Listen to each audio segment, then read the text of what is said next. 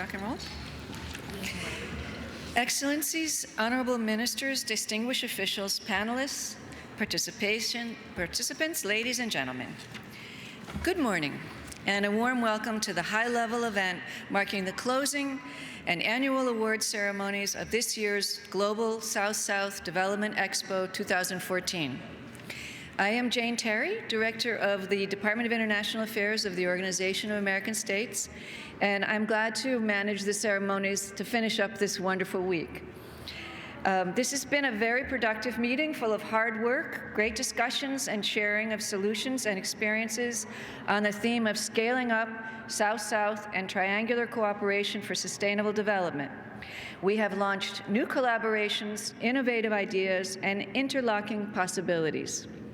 The closing ceremony of the GSSD Expo 2014 will be a grand celebration of the event's successes.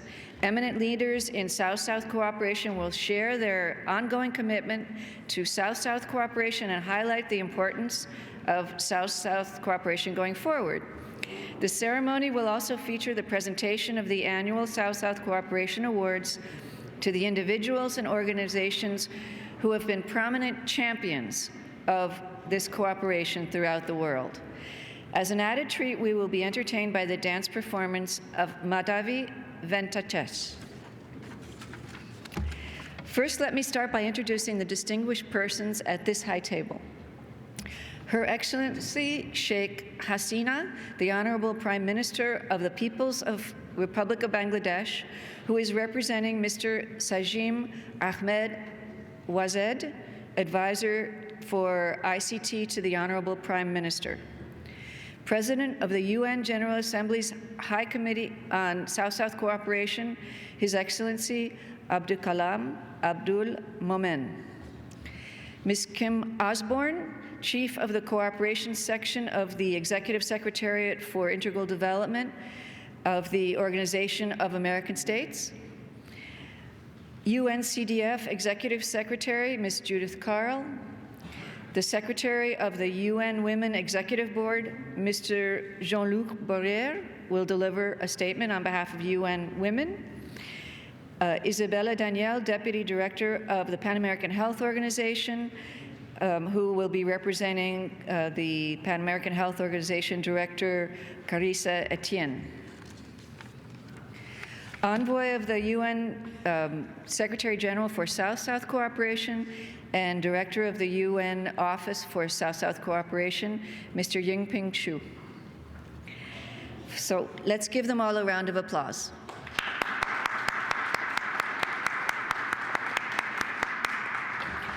Now I have the honor to present beginning the remarks of the President of the UN General Assembly's High-Level Committee on South-South Cooperation, Mr. Abdulkan Abdul Momen. Mr. Amin. No, from there, please, from there. Yeah, from there, please. From there. Please make your remarks from the table. Thank you.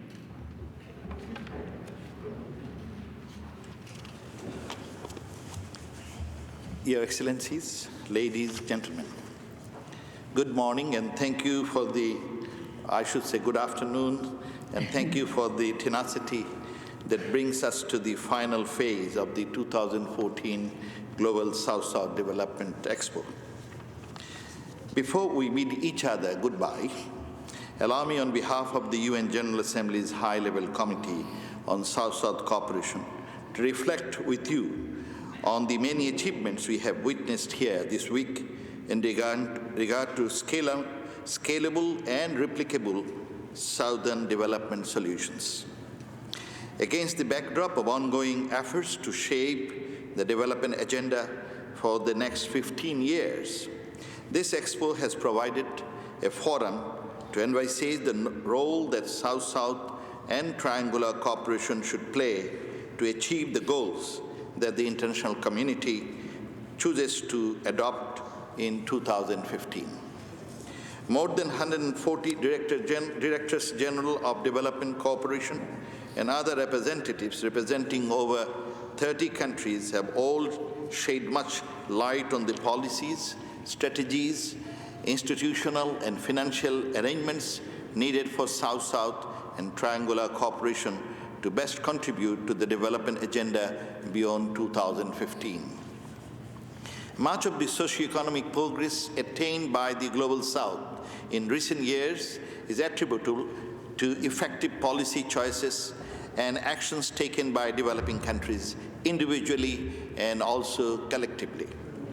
By showcasing such policies, strategies, and practical solutions, this Expo has indeed put a spotlight on many of the drivers of growth and sustainable development in the rising South.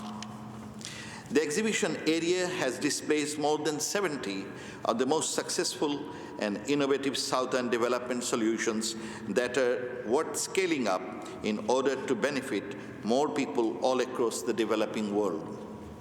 Now it may be necessary to put all the effective solutions together in accessible format or websites so that others can replicate them depending on their situation and need.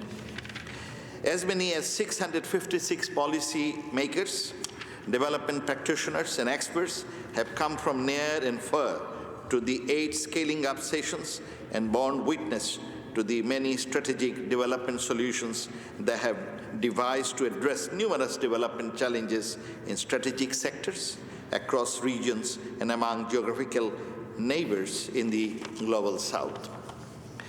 As the world grapples with the plight of Ebola-affected countries in West Africa, UNDP has used this Expo to lead a discussion among various partners on the linkages between poverty, health, and epidemics, that underscoring the need for an integrated, multifaceted response to the disease. The discussions have also demonstrated the practical measures taken by developing countries in support of Ebola-affected countries in the spirit of South-South cooperation. On the critically important issue of food security, FAO and IFAD, with a range of other UN agencies and stakeholders, have displayed very practical approaches to bolstering national and regional agricultural systems, school feeding programs sustained by local farmers, and financial services that benefit rural youth. South-South solutions to the existential threats posed by climate change have been central to the debates at the Global South-South Development Expo this week. UNEP has highlighted South-South pathways to viable options for protecting the planet and human well-being at the same time, including models for sustainable green cities, harnessing renewable energy from geothermal sources, and community-based marine conservation. In the health sector, PAHO, ISACS, and Global Fund to Fight AIDS, tuberculosis, and malaria have shown that South-South and triangular cooperation provide frameworks to support countries in their efforts to reduce morbidity, mortality, and poverty through collaborative initiatives that strengthen health systems. They have also reminded the international community that the growing threat posed by non-communicable diseases, particularly in the Global South, require greater sharing of relevant solutions and best practices.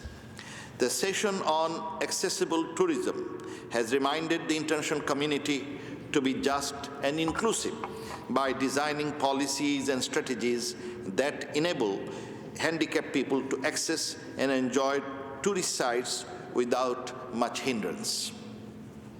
As many actors step forward to play an active role in South-South and triangular cooperation, UNECE has provided invaluable insights on the standards and best practices that ought to be heeded in the formation and sustenance of public-private partnerships. One area where broader partnerships are critically important lies in the acceleration, production, and diffusion of green technologies, as WIPO, UNEP, and other partners had effectively demonstrated at this Expo. They have also reminded us of the need to have a framework for the protection of intellectual assets of innovators are to freely exchange knowledge and experiences as they go on with the invaluable business of generating more innovation. The pressing goal of poverty eradication is impossible to reach without decent jobs. ILO has served us very well by coming to this and earlier expos with practical solutions to deepen our understanding of the fundamental principles that are the bedrock of the rights at work, labor standards, employment creation, social protection mechanisms, and social dialogue, all essential components of the strategies needed to tackle sustainable development challenges from the perspective of decent work for all. Regional neighborhoods are the primary theaters for South-South cooperation, and the Inter-American Bank has given us a glimpse at how regional neighbors in Latin America form strong partnerships to provide regional public goods, including frameworks for the collective public procurement of medicines and other healthcare goods and services. One important lesson to draw from this best practice is the fact that South-South and triangular collective action of this kind can and should be applied or scaled up for service delivery in numerous sectors. The Expo this week is a genuine demonstration of the United Nations system delivering services to the international community as one coherent team backed by its many partners. We are all highly indebted to the Organization of American States for sharing these magnificent premises with us and for its unfathomable hospitality this week. To my good friend, Mr. Yiping Ju, and his resourceful team, hardworking, and those who deliver at the United Nations Office of South-South Cooperation, I must say that this Expo and your many other endeavors have made a lasting mark on the terrain of international cooperation for development, and we are very grateful to you and to your team. To partners in government, civil society, and the private sector, and to the United Nations organizations, agencies, funds, and programs that have graced this event with active participation, please accept my heartfelt thanks and best wishes for safe trip home back. Thank you very much.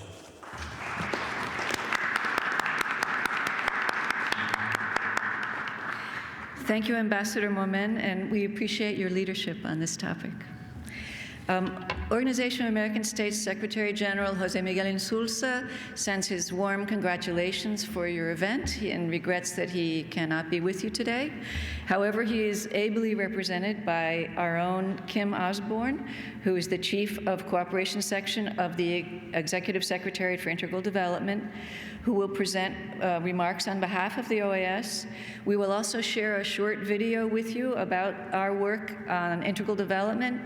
And at the end of the video presentation, Ms. Osborne will present a small gift from the OAS to UN Secretary General Shah. Thank you very much. Excellencies, honorable ministers, distinguished ladies and gentlemen, esteemed colleagues, good morning. Today, we come to the end of a most productive week. A week where we shared experiences, learned from each other, exchanged ideas and contact information.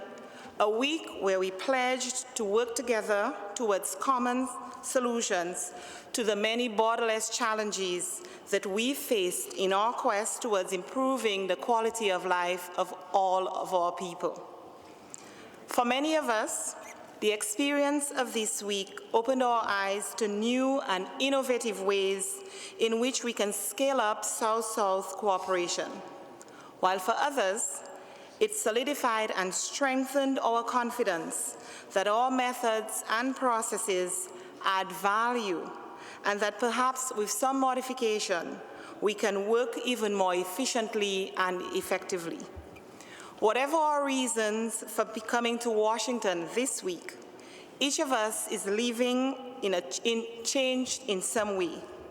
But above all, we live assured that cooperation in its various modalities is among the most essential ingredients for socioeconomic development, particularly as we approach the post-2015 development era.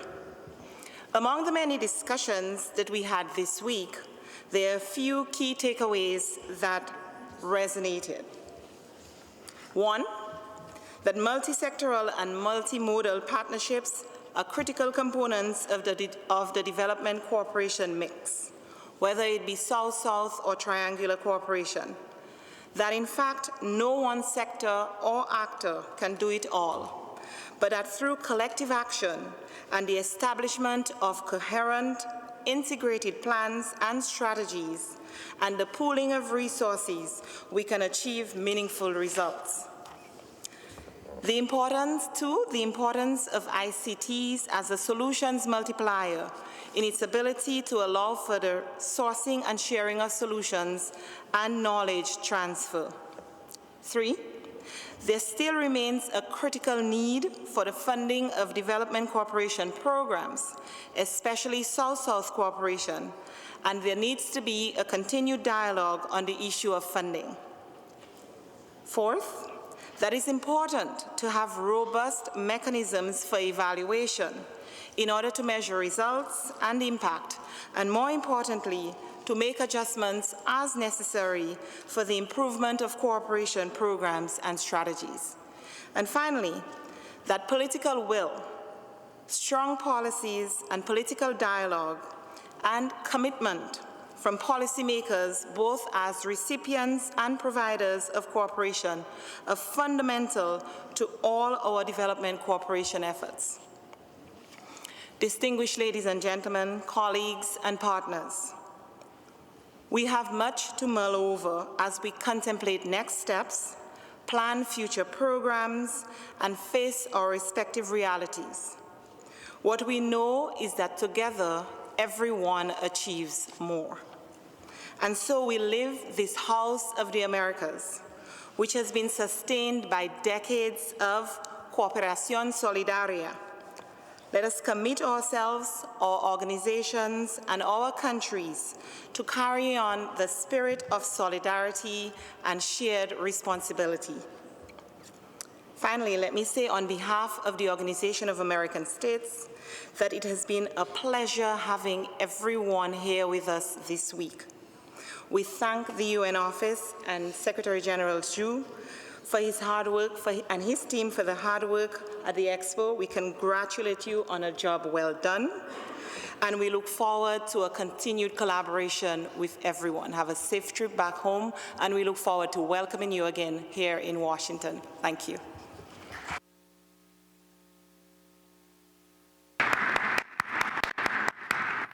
Thank you, Kim. We'll now see a short video.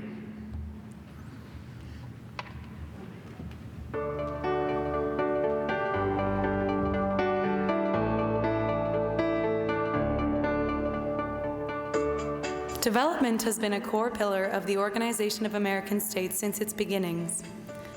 The organization's 4 pillars, democracy, human rights, security, and development, are mutually reinforcing. Seen through the prism of development, people are placed at the center of the OAS agenda. Estamos iniciando una nueva década después de una década muy positiva en la cual fenómenos como la pobreza e incluso como la desigualdad disminuyeron en muchos de nuestros países. Y frente a eso tenemos entonces que asumir el desafío importante de incorporar el tema del desarrollo a nuestra agenda y a nuestros pilares, a nuestras prioridades, sobre la base de una nueva realidad. Development is much more than economic growth. Integral development implies providing access to quality education, creating an enabling environment for businesses and workers to be competitive and thrive, extending opportunities for the inclusion of populations in situations of vulnerability, and ensuring that progress is human-centered and sustainable. This multidimensional approach to development is where the OAS provides a unique perspective to the formulation and implementation of an integral development agenda. Policy dialogue is at the core of the OAS development approach and informs the initiatives and actions of the General Secretariat. A dozen ministerial and high-level meetings and processes related to development underscore this unique value and support what is the most consultative and holistic approach to consensus building, policy formulation, and decision-making at the hemispheric level.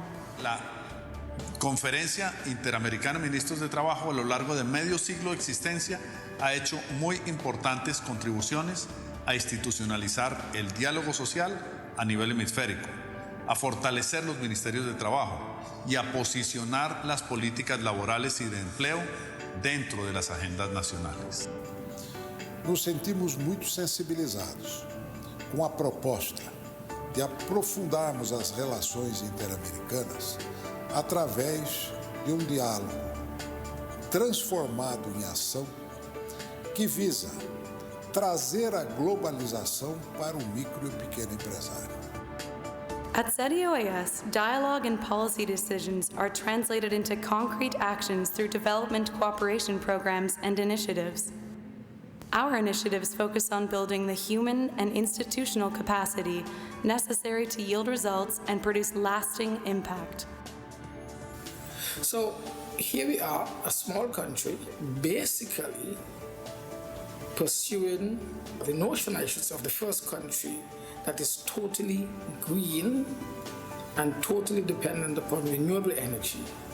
Your organization, American States, has been the pioneer in setting that stage for us. Our Partnership for Development model recognizes that all member states, large and small, can contribute valuable experiences to address common challenges. Specialized collaboration networks in labor, competitiveness, and social protection, among others, have become effective tools for sharing information and for capacity building. As the OAS Action Arm for Development, the Executive Secretariat for Integral Development inhabits a unique space at the nexus of policy dialogue and development programming. And to capitalize on this uniqueness, we work very closely with governments, the private sector, civil society, academia, and of course our partners in other multilateral institutions. The OAS has, in my experience, been the single most extraordinary partner our organization has ever had.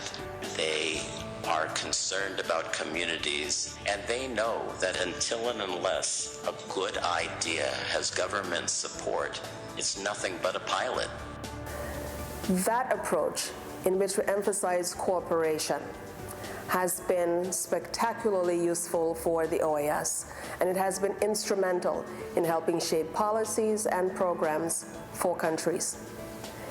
And so we've learned over time that by bringing together different experiences and sharing those among countries and among partners, everybody benefits. And we've learned in the process that no country is too small, that it has nothing to share, and no country is too large, that it has nothing to learn. Nuestro objetivo como organización tiene que ver con eso, promover y fortalecer la cooperación internacional, la cooperación horizontal como medios eficaces para el desarrollo. Tenemos distintos niveles de desarrollo económico y social en nuestra región y por eso que es importante que cooperemos todos.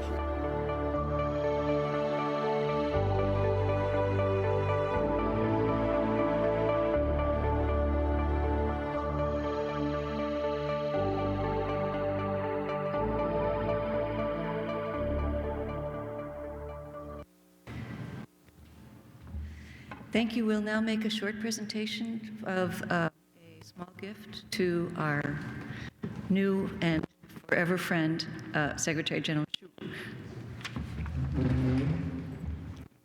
Secretary General Xu, on behalf of the Organization of American States, the Secretary General of the Organization of American States, and the member states of the Organization of American States, we want to extend to you our appreciation and our thanks for sharing this week with us. We look forward to a continued collaboration and working relationship with you. Please accept this as a symbol of our thanks and our pledge to continue our work together.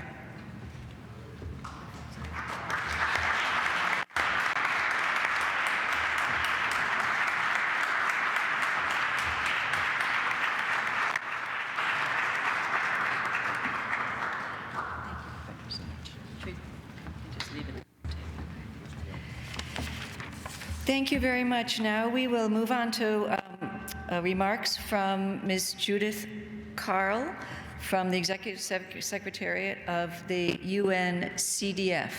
Ms. Carl. Thank you very much, Your Excellencies, distinguished colleagues, and ladies and gentlemen. Let me thank the chairs, speakers, panelists, and discussants, of course, our organizers, all the hard work of the Office of South-South Cooperation under the direction of Director Xu, and the hosts, the OAS, for this inspiring event and the engaged participation over the past week. Participants have highlighted many valuable contributions of South-South cooperation and its strategic importance as world leaders assess progress against the MDGs and define the agenda that will guide development efforts in the post-2015 period. Participants have highlighted many different contributions of South-South with reference to its benefits to poverty eradication, including addressing epidemics such as the Ebola crisis in an integrated approach, its role in supporting industrial development, food security and nutrition, environment, and natural resource management, as well as access to services, including financial service provision, to mention just a few dimensions. We heard suggestions to strengthen the UN's ability to support South-South cooperation. The need to develop country-led systems to coordinate, monitor, and assess impact of South-South cooperation at the national level was stressed, while maintaining the voluntary nature of South-South cooperation. The benefits of triangular cooperation were also emphasized as a way to address development challenges while helping developing countries to accumulate their own experiences and build their capacities as development partners. Since the adoption of the Millennium Declaration in 2000, many developing countries have experienced significantly faster economic growth than developed countries. For example, between 2005 and 2012, gross domestic product grew by 1.2% annually in developed countries and 6.1% in developing countries, with the gap between GDP per capita of developed and developing countries narrowing. This has been a key force behind the progress we've seen towards the achievement of the MDGs. Global poverty decreased significantly, and several other MDG targets have also been met ahead of schedule, including access to improved drinking water, gender parity in primary education, and political participation of women, while some others are on track to be met, such as the targets on fighting malaria and tuberculosis. Despite these achievements, stark disparities persist and in many cases have actually increased between and within countries, between men and women, across urban and rural areas, and much unfinished business remains if we are to realize all the MDGs. Close to 1 billion people continue to live in extreme poverty. Many live just above the poverty line and are vulnerable to falling back into poverty when faced with adverse shocks. Growing unemployment, particularly among youth, is often associated with political instability and social unrest. Cities are often growing at an uncontrolled pace. Food security remains a key concern in many parts of the world. Environmental degradation and climate change challenge our current living and production patterns. Many predict that if we continue along current growth patterns, inequality and exclusion are destined to increase. Against this backdrop, we are collectively challenged to develop financing models that can drive growth, but growth that is inclusive, climate resilient, and socially responsible. The international community is at work to reflect new ideas in the post-2015 development agenda and the means of implementation. It will also be discussing these issues at the 3rd International Conference on Financing for Development next July in Addis Ababa. According to the recent report by the Committee of Experts on Sustainable Development Financing, a rough estimate of the cost of a global safety net to eradicate extreme poverty in all countries is about $66 billion annually. Large investment requirements are also identified in addressing hunger, health, and education needs. Estimates of annual investment requirements in infrastructure amount to $5 trillion to $7 trillion globally. The unmet need for credit for small and medium enterprises has been estimated to be up to $2.5 trillion in developing countries and about $3.5 trillion globally. Finally, the order of magnitude of additional investment requirements for climate-compatible and sustainable development scenarios are in the order of several trillion dollars per year. In this context, the dynamism of South-South cooperation represents very, very good news indeed, and a key potential driver for the innovation and the leadership that will be required for the implementation of the post-2015 agenda. The trends we observe are extremely encouraging. South-South cooperation continues to grow rapidly, more than doubling between 2006 and 2011. While data on concessional South-South flows is incomplete, they are estimated at between 16.1 and 19 billion in 2011, representing more than 10% of global public finance flows. Non-concessional South-South flows, such as foreign direct investment or bank loans, have also expanded dramatically in recent years. Among numerous initiatives driven by the South to contribute towards development financing, the recently established New Development Bank and the Asian Infrastructure Investment Bank are two promising examples. New platforms such as these provide the opportunity to give new vision about how new mixes of public, private, external, and domestic finance can leverage greater development dividends. Through an ecosystems approach to financing, we can explore the dynamics needed to turn infrastructure corridors into economic corridors for local populations. Organizations like the UN Capital Development Fund are demonstrating, for instance, how de-risking and capitalizing the local economic space can crowd in investment of all kinds and open access space for populations to engage with local infrastructure productively. This can cover a broad range of development issues directly related to the post-2015 framework, from agriculture, food security, industrial development, employment, strategies to social welfare and disaster management mechanisms. In this framework, a key challenge for UN agencies is to make sure we are fully fit for purpose in terms of our ability to further facilitate South-South cooperation.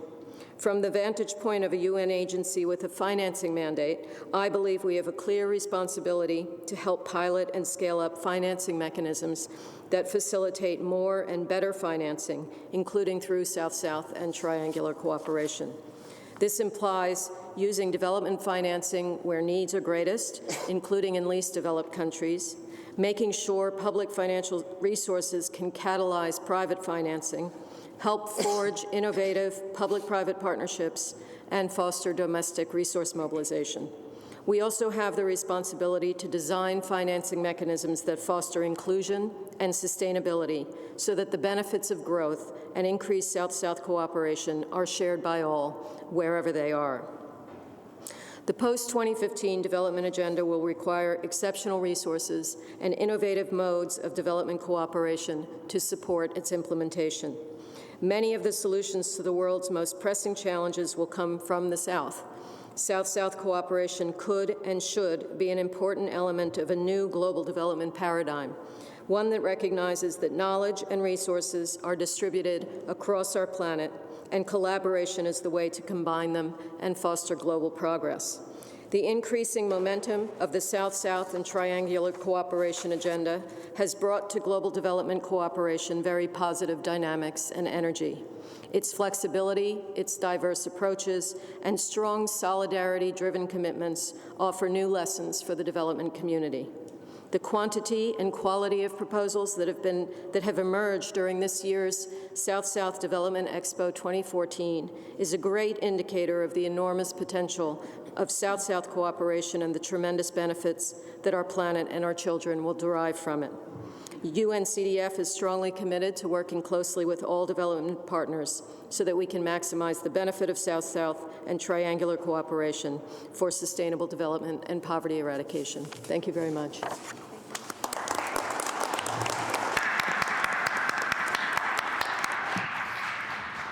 I would now like to call on the Secretary for UN Women Executive Board member, Mr. Jean-Luc Bourret, for his remarks.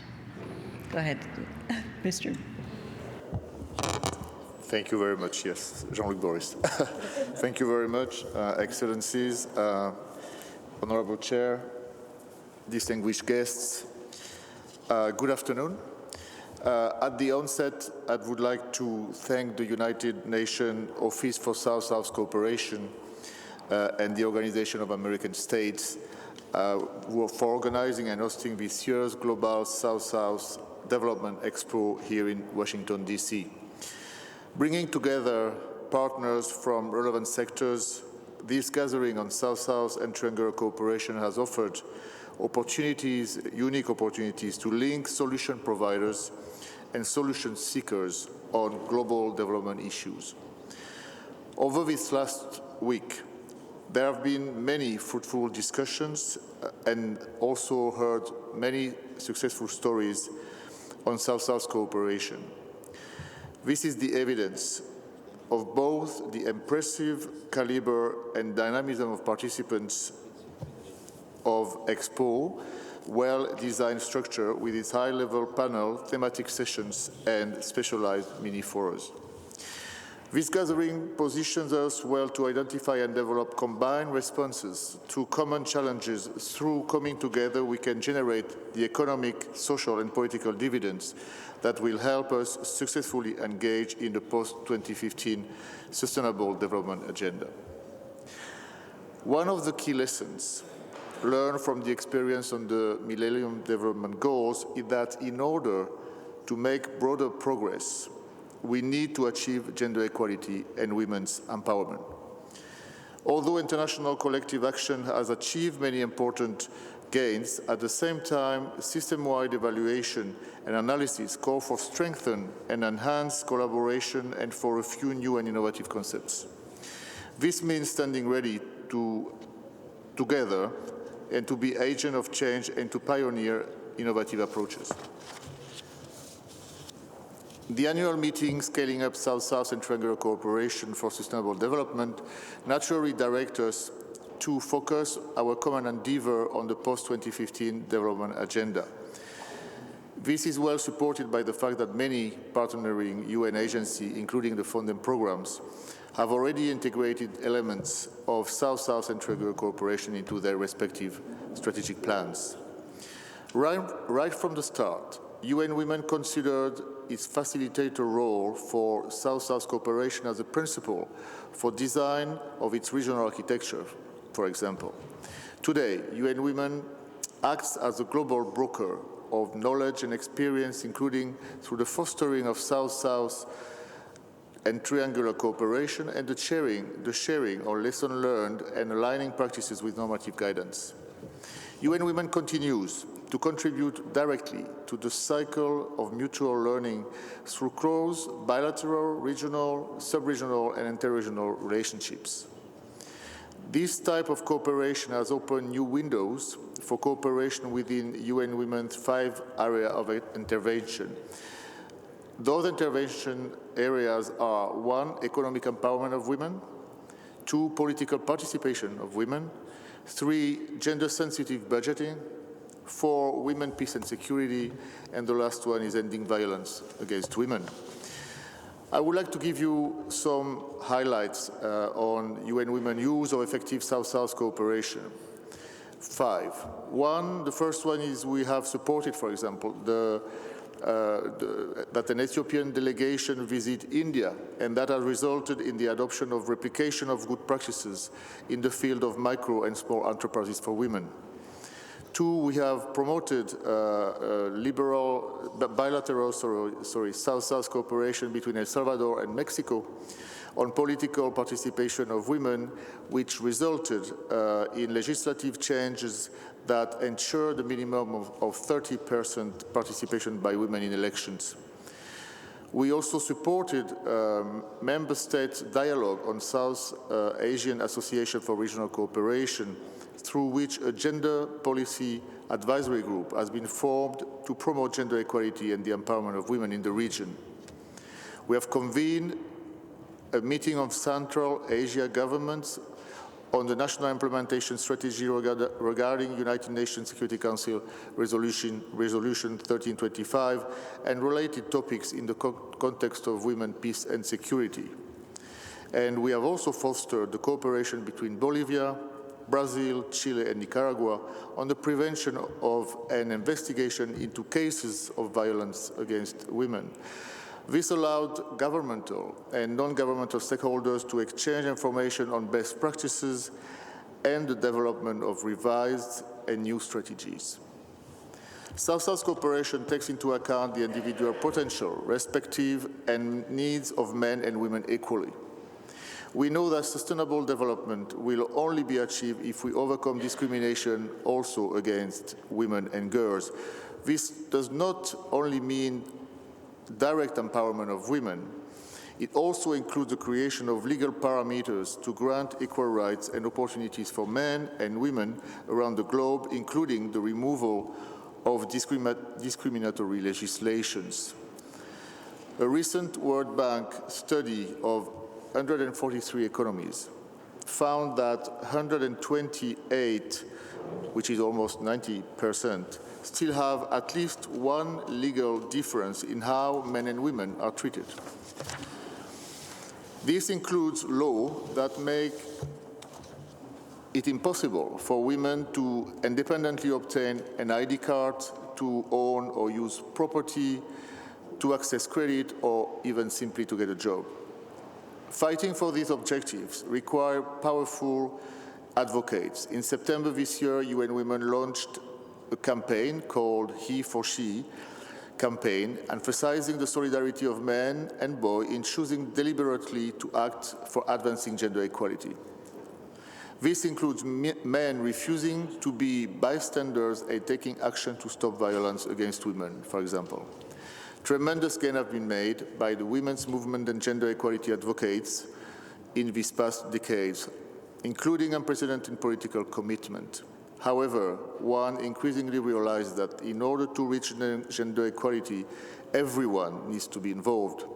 We know that with the engagement of men and boys, society can transform social norms, behaviors and gender stereotypes, and also prevent the perpetuation of discrimination and inequality. Distinguished ladies and gentlemen, South-South and triangular cooperation continue to add value in our engagements to promote gender equality and the empowerment of women. As a complementary contribution to traditional official development assistance, including North-South cooperation. Let us put our words into action and practice and take the inside and outputs of this conference to optimize South-South and triangular cooperation to meet the challenges ahead of us in the post-2015 agenda. Thank you very much. Thank you, Mr. Dillon. Our next speaker is Dr. Isabella Danel, who's the Deputy Director of the Pan American Health Organization, one of our sister organizations. Please, Dr. Danel. Excellencies, distinguished colleagues, ladies and gentlemen, good afternoon. First, let me apologize for the absence of the director of the Pan American Health Organization, Dr. Carissa Etienne, who wanted to be here but was unfortunately unable to join us. On her behalf, I want to congratulate you on this event, on the impressive solutions and scaling up projects that have been showcased, the multiple forms of cooperation they represent, and the variety of sectors they touch on. They provide good evidence of the central place that cooperation among countries occupies in the development arena. They show the unique contributions that South-South and triangular cooperation can make to finding solutions for more sustainable development overall, and of particular interest to the Pan American Health Organization for sustainable health development. Over the last decade, strong political backing from low and middle-income countries has pushed South-South and triangular cooperation to center stage in development work, as evidenced in the Busan Partnership for Effective Development. Direct partnerships between developing countries have become more feasible and, in some cases, more desirable as a result of economic growth and enhanced capacity, which contribute to local and sustainable solutions to problems. They facilitate the exchange of expertise and experiences that can be applied to common problems among countries and areas of interest.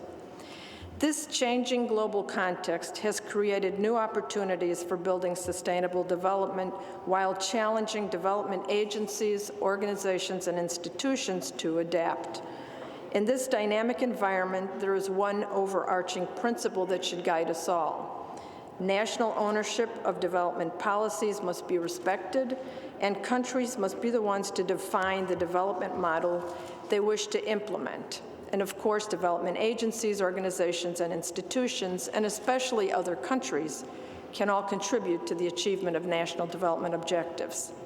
For many of us, this type of technical cooperation is our mission. The Pan American Health Organization, or PAHO, which is a regional office of the Americas for the World Health Organization, has been facilitating country-to-country cooperation for 112 years. And our role as a broker and supporter of cooperation among countries for health development has been expanding. We feel very much at home in the new international landscape where South-South cooperation is transforming the way UN agencies and other actors undertake their technical work with countries. A recent and important example of the value of South-South cooperation in public health and humanitarian emergencies is the Ebola outbreak. PAHO's technical cooperation with the Cuban government included training the Cuban medical personnel who were sent to support some of the African countries affected by this outbreak. Here we have a country, Cuba, with robust health institutions and a strong medical corps, transferring its technical and human resources to other countries with those specific needs. PAHO's modality of technical cooperation among countries is unique among the regional offices of the World Health Organization in that it is supported by a specific budget envelope. This modality has successfully promoted and shared country experiences and expertise over many years.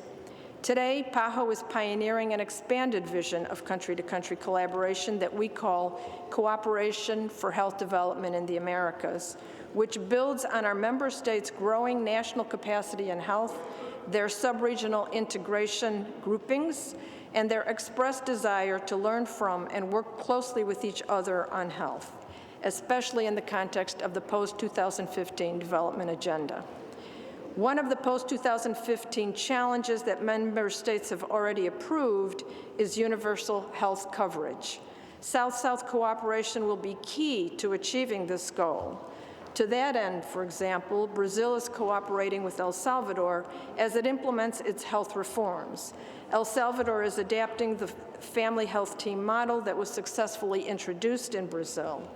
The family health teams will be critical to rationally and sustainably expanding health coverage to rural, poor, underserved populations in El Salvador. The region of the Americas has demonstrated over time that it is committed to South-South and triangular cooperation in keeping with global solidarity and the more than a century-old tradition of Pan-Americanism. Ours has been a very vibrant region in promoting and exporting solutions in health. There is a clear request from countries to scale up this modality of technical cooperation and a real opportunity to do so. PAHO looks forward to working with the UN Office of South-South Cooperation and other diverse partners to strengthen South-South cooperation efforts and interventions for health development in the Americas and beyond. Thank you very much.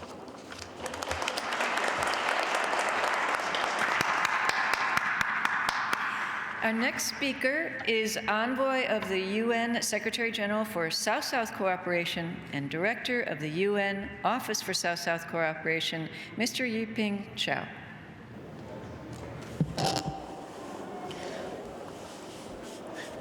Thank you so much. Good afternoon. I have a written speech, but I think time's running out. So, my job as an organizer of the Expo, I would feel obliged to, on behalf of everybody, the organizer, the co-organizers, to express a warm, a note of warm thank you. So I will be very simple. Thank you. To our host, the Organization of the American States, its Secretary General. Please convey to him my warm, heartfelt thanks, and to his able team for having hosted us in such a wonderful, wonderful venue. But beyond that, it has been 6 months of hard work of your team, and I think I wanted to truly express a big thank you. I would like also to express a big thank you to our government, member states, leadership, all the way from the President of the General Assembly High-Level Committee on South Cooperation, Your Excellency, Ambassador Memon. You have been spending many months and days and nights with us in guiding the work of the UN Office for South Cooperation, and also the agenda of South Cooperation. And I am really very touched that you have really dropped so many priority activities back in New York and spent the whole week with us, and that truly inspired us. And also the member states leadership from the G77 and China, and the more than 25 directors general for development cooperation from Asia, Africa, Latin America, CIS region and Arab states, as well as from our donor community, JICA. In particular, I would like to acknowledge the co-sponsorship of the major DG forum. So for the national leadership, I owe, on behalf of all the participants, you a great thank you. To our UN system leadership, and I really would like to thank our Secretary General, Ban Ki-moon, and the chair of the UNDG, Madam Helen Clark, and all the principals and their teams of the 25 co-organizers of this event. And I know that they are right now meeting next door at the CEB, and many of the principals I have already spoken in the last few days as they arrive, and many have actually personally came here, and I really wanted to, on behalf of you, thank their leadership at the UN and throughout the system. And this is what the Secretary General wanted all the UN to do, to think as one, to act as one, and deliver as one. And I think the UN system has done that. Judith, thank you so very much, and your personal presence is really inspirational to me, and I think we have a lot to work to bring the LDC's needs to the attention of the international community. And I would very closely work with the UN Development Capital Development Fund. I was saying this morning, this is the only UN fund that is actually working in the inclusive financial models for the LDCs. So I'm really very happy. So another big thank you to all the our corporate leaders. We have really had so many CEOs and municipal leaders as well, and CSO leaders here. Thank you so very much, who you have brought a lot of solutions to the many of the challenges we are facing. And the last but not the least, to all the participants who actually contributed your knowledge, your wisdom, your successes to this Expo. And many of you traveled far from all corners of the globe. And I could not, of course, leave this place, and I cannot even go back to my office without saying a big thank you to my own team. And I'm very proud of you, and I know that you have some member of staff actually passed away on the first night, who had to leave for Florida. But you all stepped in to help. Many actually fell sick. Ding Ding is a pregnant woman, first time I think, but she's having a fever. But I'm really touched that you are still working very late in the Secretariat, and I'm very, very proud of you. And I think that the Secretary General is expecting his staff to hold that kind of high standard.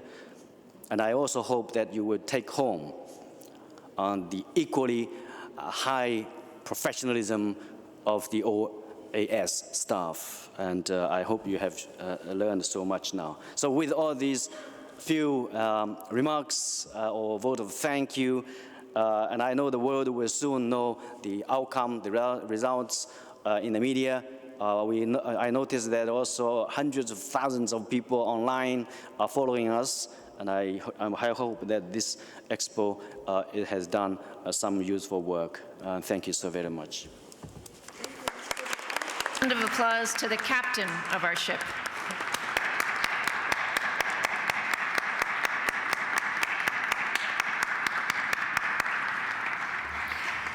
Now, last but not least, I'm delighted to introduce Mr. Sahib Amin Wazed, who's the advisor for ICT to the Honorable Prime Minister of the People's Republic of Bangladesh, who's taken time out of his day to join us this afternoon. Thank you very much. Excellencies, ladies and gentlemen, the Prime Minister sends her regrets that she could not be here in person. She and Bangladesh are honored by this award, and she has asked me to read out a brief written statement on her behalf. Excellencies, distinguished participants, ladies and gentlemen, Assalamu alaikum. First of all, I would like to express my sincere thanks and deep appreciation to the organizers of the Global South-South Development Expo 2014 for honoring me with the Visionary Award. This award is not for me, but for the people of Bangladesh, who have been working diligently and who are the engine and spirit for my being hopeful of the future. The countrymen taught me to look beyond the immediate obstacles and to find ways to reach the vision of my father, the father of the nation, Bangabandhu Sheikh Mujibur Rahman, who dreamt of a Shonar Bangla, a golden Bengal, a prosperous, peaceful, and stable country where there will be no economic disparity, social discrimination, and poverty. You all are aware that Bangladesh is often mentioned as a model of development by the UN Secretary General and also by the global community. We have earned that name because of achieving over 6.2% GDP growth rate on an average in last 6 years, even of global economic recession. Bangladesh has already achieved or is in the process of achieving the MDG targets 1, 2, 3, 4, 5, and 6. We have reduced poverty from 57% in 1991 to 24.8% at present, and inflation rate reduced to 6.04%. Nearly 50 million people have been lifted from the low-income group to the middle-income one. However, we cannot be complacent as millions still live below the poverty level. We will continue to work hard till extreme poverty is completely eradicated from my country. Nearly 70% of our population is young. Therefore, we are heavily investing in skill development, quality education, and digital technology to ensure gaining optimal benefit from this young workforce. In addition, the government has spread the network of digital technology all over the country. Some 5,247 digital centers have been established to provide 200 different services to our people, and 13,500 community health clinics and 1,500 union health centers are providing healthcare services along with free medicine to the rural people. We have taken innovative measures to ensure education for all. We have made education free for all girl students up to bachelor degree level and introduced school feeding program across the country. About 12.8 million poor and meritorious students are being provided with stipends. 75% of them are girls. Only last year alone, some 318 million free textbooks have been given to the students up to secondary level. Climate change is an area where my government has been putting serious effort. A national climate change strategy and a national action plan have been undertaken aiming at sustainable, green development and adapting to climate change. We have ensured food security for our people through increasing food production and social safety net programs. Due attention has also been laid to ensure proper nutrition for the citizens.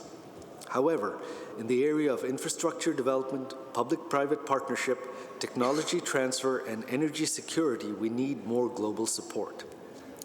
Finally, Excellencies, Bangladesh is hosting a high-level meeting in February next year on South-South cooperation and development, where we hope to have substantive brainstorming sessions on issues like financing for development, technology transfer and facilitation, post-2015 development agenda. I am pleased to invite all of you to participate in the meeting and contribute substantively to have a peaceful and sustainable world free of hunger and poverty. I thank you all. Jai Bangla, Jai Bangabandhu. May Bangladesh live forever.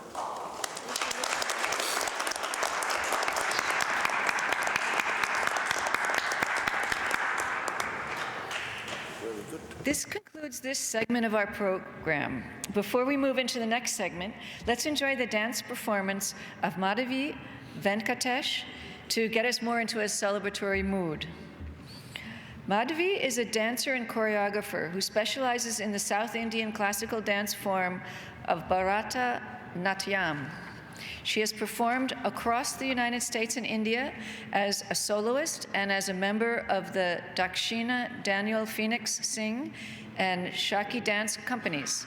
She currently is co-founder and co-artistic director of the Prariti Dance, a performing company that uses Bharata Natyam to communicate inspirations from nature, philosophy, and the human experience.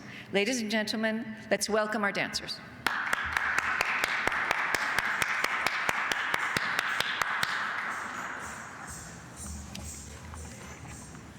Thank you very much for that warm introduction. It's a great honor to be here with all of you today. Today, I'm going to begin with an ode written by the poet Subramanya Bharati, and it describes the oneness of all religions. It says, Lord Shiva with the crescent moon above his head, Lord Vishnu, who lies reclined on the milky ocean, Muhammad, who was enlightened about the scriptures, and the Father of Jesus. These are all one, supreme divine. All these religions are paths to this same light of knowledge, and people should understand this oneness. This will be followed by a poem originally written by Kanchi Perivar for MS Subbalakshmi to sing at the 50th anniversary of the United Nations in 1966. It's called Maitrim Bhajata, and it's about friendship. It says, serve with friendship, and you will conquer the hearts, the whole world. See others as the same as yourself. Renounce war, unnecessary competition, and coveting others' possessions. After all, Mother Earth gives us all plentifully, and our Father, the Lord, shows compassion to all of us. We all should practice self-restraint, be generous, and show compassion to our fellow human beings. May all people in this world be happy and prosperous. This is Maitrim Bhajata. I hope you enjoy these pieces today.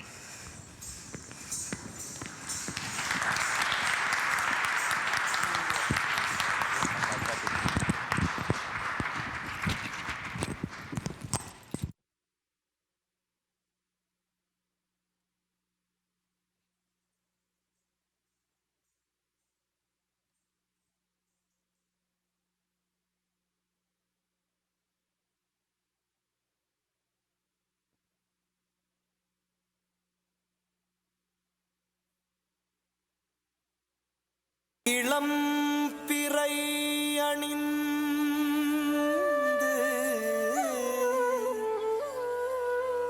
மோனத்திருக்கும் முழுவெண்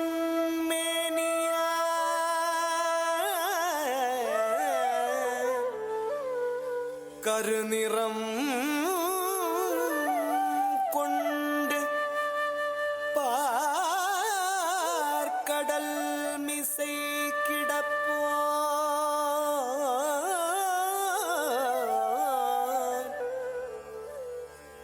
Muhammad நபிக்கு மறையருள் புரிந்தோ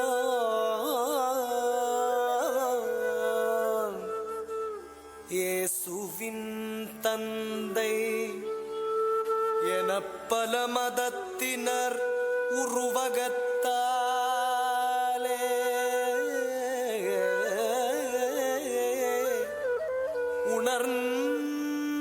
உணர்ந்துணராது பல வகையாக பரவிடும் பரம்பொருள் ஒன்றே பல வகையாக பரவிடும் பரம்பொருள் ஒன்றே அதன்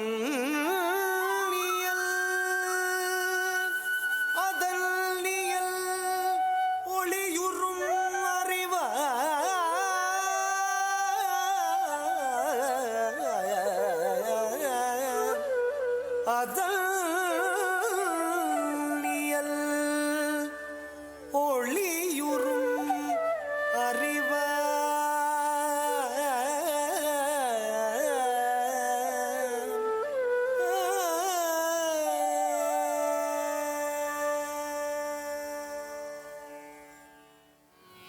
मैत्रीं भजत अखिलहृजेत्रे मैत्रीं भजत अखिलहृजेत्रे मैत्रीं भजत अखिलहृजेत्रे आत्मवदेव परानपि पश्यत आत्मवदेव परानपि पश्यत युद्धं त्यजत स्पर्धां त्यजत युद्धं त्यजत स्पर्धां त्यजत त्यजत परेष्वक्रममाक्रमणं त्यजत परेष्वक्रममाक्रमणं मैत्रीं भजत अखिलहृजेत्रे मैत्रीं भजत अखिलहृजेत्रे जननी पृथिवी कामदुघाते जननी पृथिवी कामदुघाते जनको देवः सकल दयाळु जनको देवः सकल दयाळु दाम्यत दयध्वं जनता दाम्यत दयध्वं जनता श्रेयो भूयात् सकल जनानां श्रेयो भूयात् सकल जनानां श्रेयो भूयात् सकल जनानां श्रेयो भूयात् सकल जनानां श्रेयो भूयात् सकल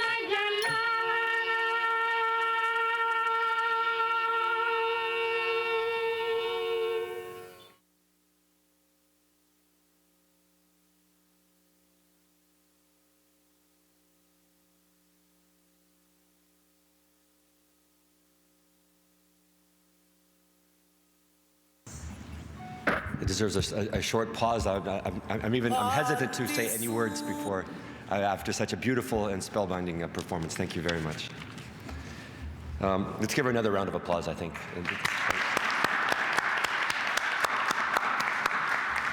It's always difficult to come up, to stand up and speak after great speakers like many of the ones we have at our podium at the table here. But speaking after such an amazing performance, it leaves me almost speechless. But fortunately, not completely speechless. Otherwise, I wouldn't have anything to tell you up here. So now I think we're going to move into the awards ceremony. The United Nations South-South awards ceremony segment of the program is the final sort of segment of these 5 days, these 5 amazing days of sharing best practices and experiences and technology and knowledge. Through these awards, the Global South-South Development Expo seeks to showcase the strongest and most successful Southern development solutions to the complex challenges facing the South today. They focus on the areas most critical to Southern development, to development everywhere: sustainable development, building inclusive green economies, clean technology, green industry, agriculture and food security, decent work, poverty eradication, green economies, coordinated regional action, and public-private partnerships. And the task of going through so many excellent examples is a formidable one. Believe me, that the team at South-South that goes through these and the consultants and partners around the world have had an amazing challenge ahead in each year as they seek to recognize the awardees for the awards. It takes a long time and a lot of hard work. There are 2 clusters of awards in the following order: the GSSD Expo Annual South-South Cooperation Awards and the Special Recognition Awards. We're now going to distribute the first cluster of awards, the Global South-South Development Expo Annual South-South Cooperation Awards. Every year, many strong and innovative solution nominations are showcased from all regions of the world. Those selected must embody all of the 8 key attributes of Southern development solutions: Southern priority, demand-driven; Southern ownership, Southern leadership; broad-based partnership; innovation; efficiency, sustainability, and scalability, very important. While all the solutions featured in this year's Expo were applauded for their successes at meeting these key attributes, the 3 awardees stand out as global in scope, reach, impact, and exemplary of the most important elements of South-South cooperation: innovation, partnership, and leadership.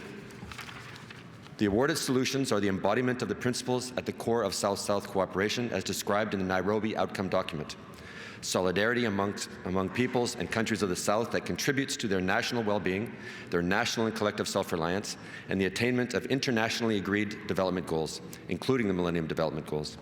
South-South cooperation and its agenda have to be set by the countries of the South and should continue to be guided by the principles of respect for national sovereignty, national ownership and independence, equality, non-conditionality, non-interference in domestic affairs, and mutual benefit.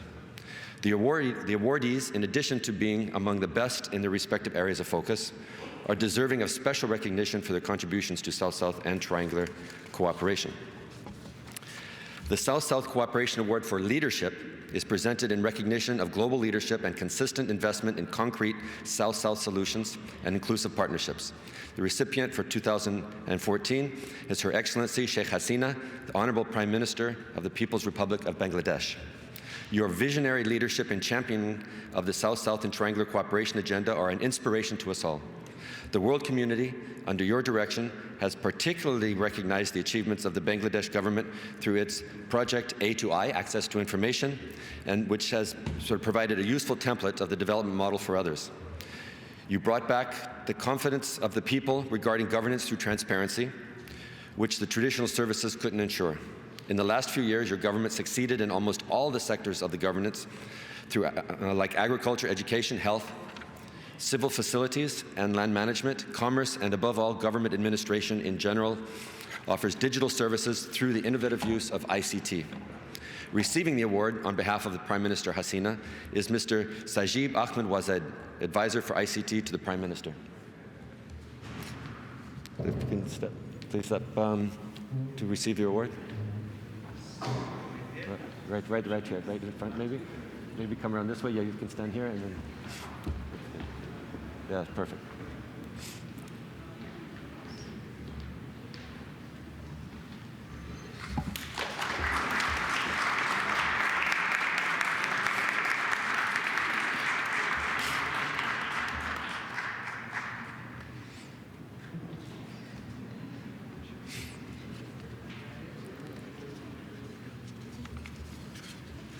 Congratulations. The South-South Cooperation Award for Innovation is given to the solution that best shows the creativity needed to address and positively impact the critical challenges of today. It especially showcases interventions that will overcome critical constraints to investments in renewable energies and in climate change mitigation. This year's recipient of the South-South Cooperation Award for Innovation is the World Intellectual Property Organization. May we request Natalie Montillo, Project Officer at WIPO, to receive the award?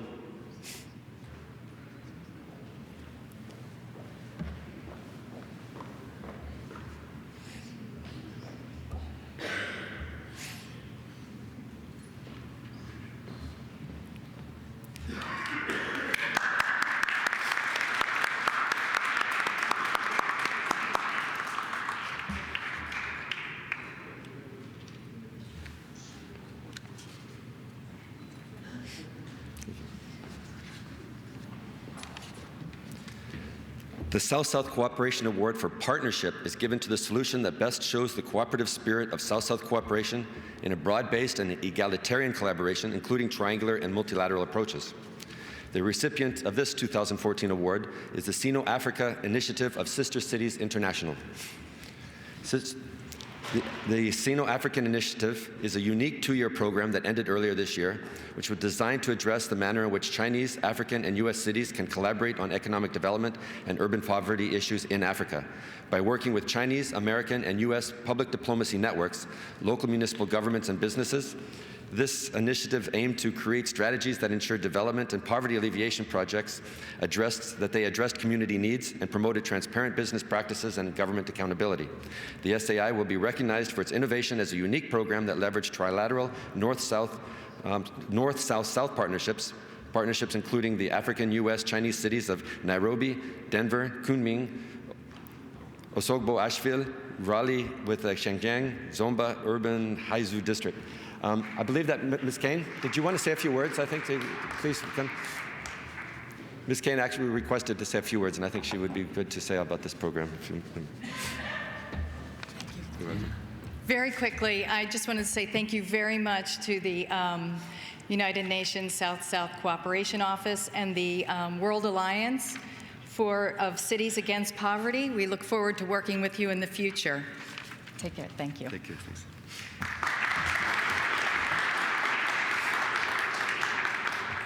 We have now completed the distribution of the first cluster of awards, and we are now going to present the second and final cluster of awards, special recognition. Our first awardee is the Government of Egypt. Award for the Government of Egypt is for initiating the first national level South-South Development Academy, as well as the supplementary trust fund in support to advancing Egypt's South-South cooperation agenda. The creation of Egypt's South-South Development Academy is a result of systemic and continuous efforts that were started back in 2 years ago in the year 2012 and led by the Government of Egypt and supported by the UN Resident Coordinator's Office of UNDP and his team in Cairo.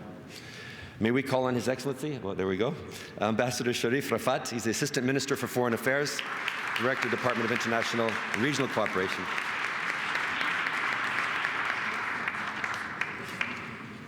Our next awardee is My Shelter Foundation, which is based in the Philippines and was founded by Mr. Ilac Diaz and its project, the Leader of Light, which uses recycled plastic bottles as solar light bulbs. It's really an amazing thing if you see pictures of this in a dark, in these small dark houses with this plastic bottle reflecting light throughout the inside. The project provides energy to poor families and enables them to be green, as the technology is very simple and sustainable and the light is free. The Leader of Light project began in the Philippines with one bottle light. Eventually, the movement grew to brighten up 28,000 homes and the lives of 70,000 people in Metro Manila alone. Now, Leader of Light is present in India, Indonesia, and even as far away as Switzerland, where I live. May we call on Amy Valdemoro to accept the Special Recognition Award? That was easy.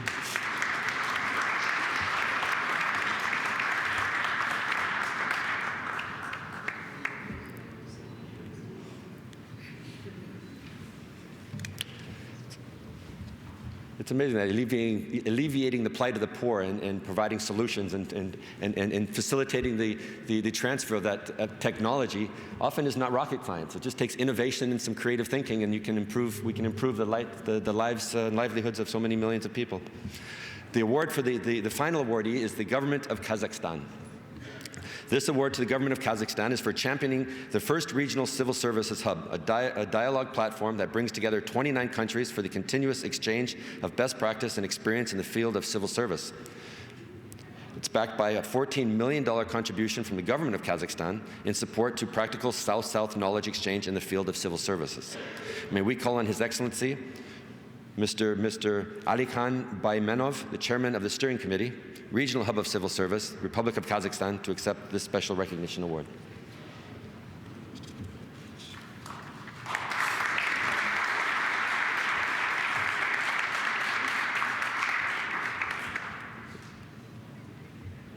Let's give a final round of applause, I think, to all of the awardees and to all of us and to the magnificent team here.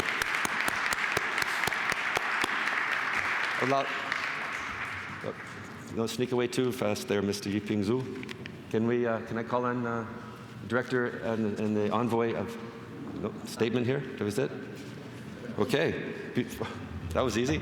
Before we go on behalf of the Organization of American States, I want to thank all of the participants, all of the speakers, all of the organizers, the staff, the volunteers who have made this a very successful expo, and announce the reception lunch in the tent, which is right in the behind here. There's a tent and a reception lunch for everybody. I think we just a resounding, another applause for all of us, all the workers, all of you. There we go. And this, can we now pronounce it closed? Thank you very much.